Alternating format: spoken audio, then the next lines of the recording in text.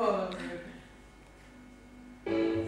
every heart there's a moment, for every hand a glove, and for every woman a man to love. Tell me, is it really true that you did not love your husband? Why did you marry him? Well, my mother was helpless and bedridden. I had to help her, and I had to fend for my 2 younger brothers as well. I do not think I was justified in refusing his offer.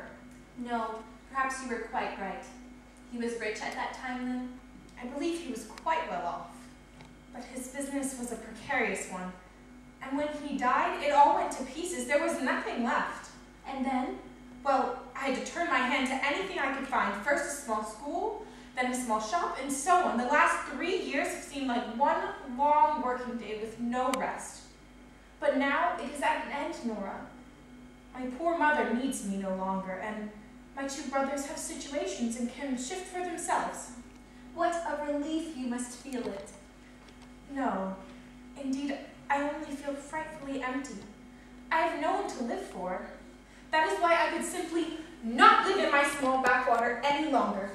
I came here in search of some work to maybe occupy my mind. Office work of some kind. But Christine, that is so frightfully tiring, and you look tired out now. You had far better go away to some watering place. I do not have a father to pay for my journey, Nora. Don't get angry with me. No, it is you that must not be angry with me. The situation that I have makes one so bitter. One is always obligated to be on the lookout for opportunities and is never employed. One must live and so one becomes selfish. You will be surprised to hear that I was not so happy for your turn of good fortune, but as on my own. How do you mean? Oh, you mean that Torvald could give you something to do? Yes, that was what I was thinking of. He must, Christine. Just leave it to me. I will broach the subject very cleverly. I will think of something that will please him very much. Oh, it will make me so happy to be of some use to you. You are so kind, Nora, so doubtfully nice, you knowing so little of the burdens and troubles of life. I know so little of them? Small household cares and that sort of thing. You are a child, Nora. You ought not to be so superior. No. You are just like the others. They all think that I am incapable of doing anything really serious. Come. That I've gone through nothing in this world of cares. But you have just told me all of your troubles. Pooh! Those were trifles. I have not told you the most important thing. The important thing? How do you mean? You look down upon me altogether, Christine, but you ought not to. You are proud, aren't you, of having worked so hard and so long for your mother? I look down on no one, Nora. And I am proud and glad of what I have done for my mother to make her last few days free from care. And you are proud to think of what you have done for your brothers?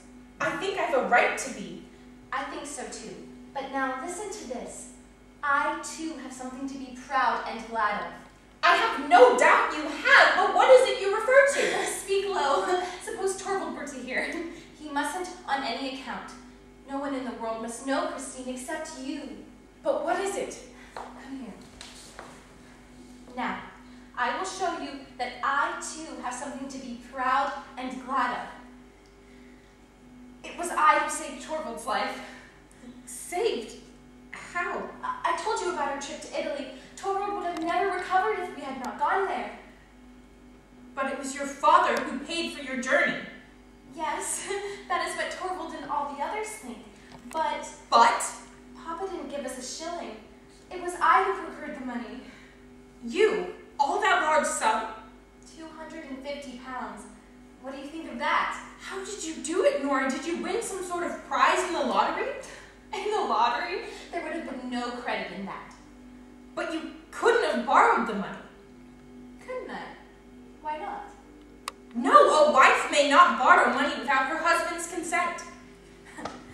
Oh, if it is a wife who has any head for business, A wife who has the wit to be a little bit clever. I don't understand it at all, Nora. There is no need you should. I never said I had borrowed the money. I may have gotten it some other way. Perhaps I got it from some secret admirer. When anyone is as attractive as I am. You are a